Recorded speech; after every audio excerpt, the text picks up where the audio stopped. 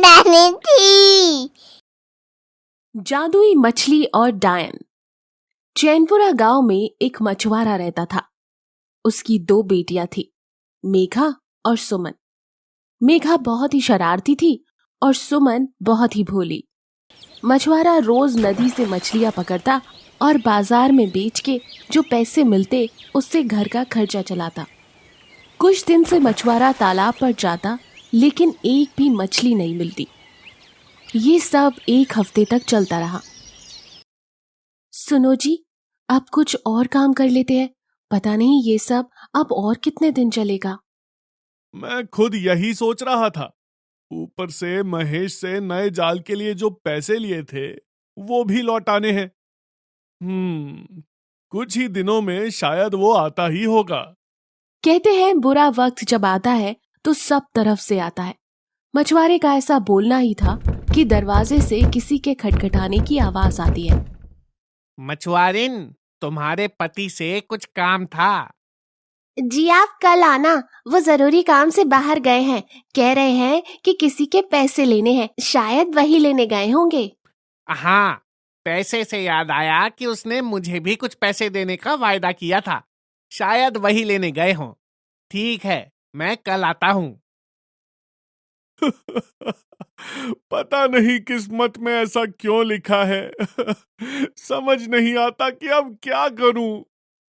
ये सब मछुआरे की दोनों बेटियां देख रही होती है। वो अपनी माँ से अपने पिता का हाथ बटाने के लिए कहती है, नहीं नहीं बेटा, हम दोनों है ना, तुम अपनी पढ़ाई की तरफ ध्यान दो।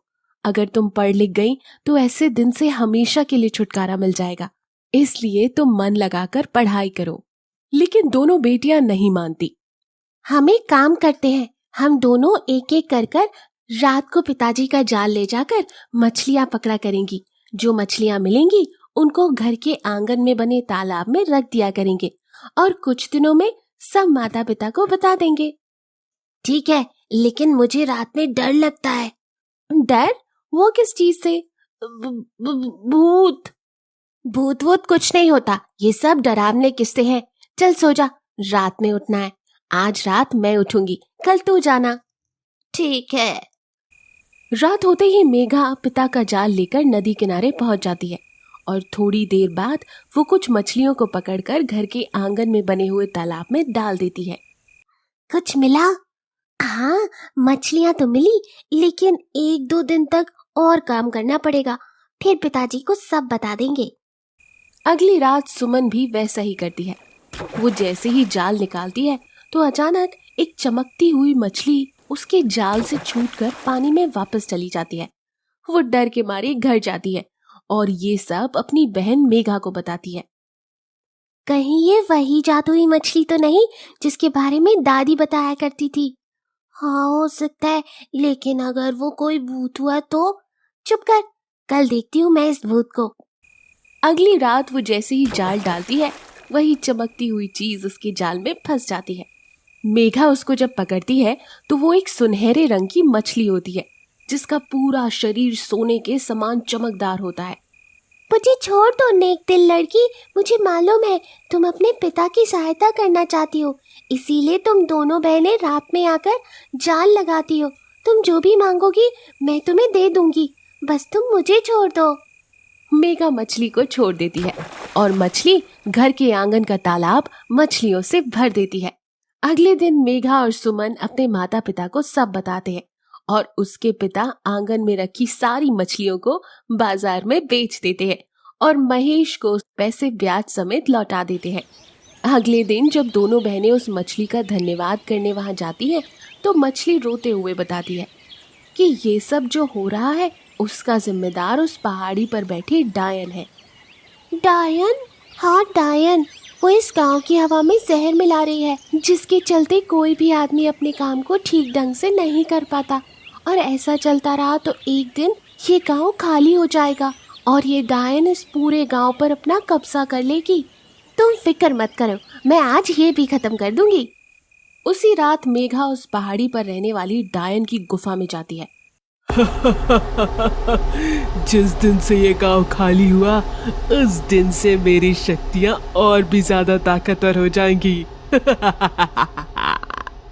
फिक्र मत करो, तुम ऐसा नहीं कर पाओगी। मैं कल सुबह ही तुम्हें सरपंच के सामने ले जाऊंगी। सरपंच सरपंच के सामने। ऐसा कहते ही वो डायन मेघा को अपनी जादू की छड़ी से पत्थर में बदल देती है और ऐसा करके वो जोर जोर से हंसने लगती है। ये मुंह और मसूर की दाल मुझे पकड़ने आई थी।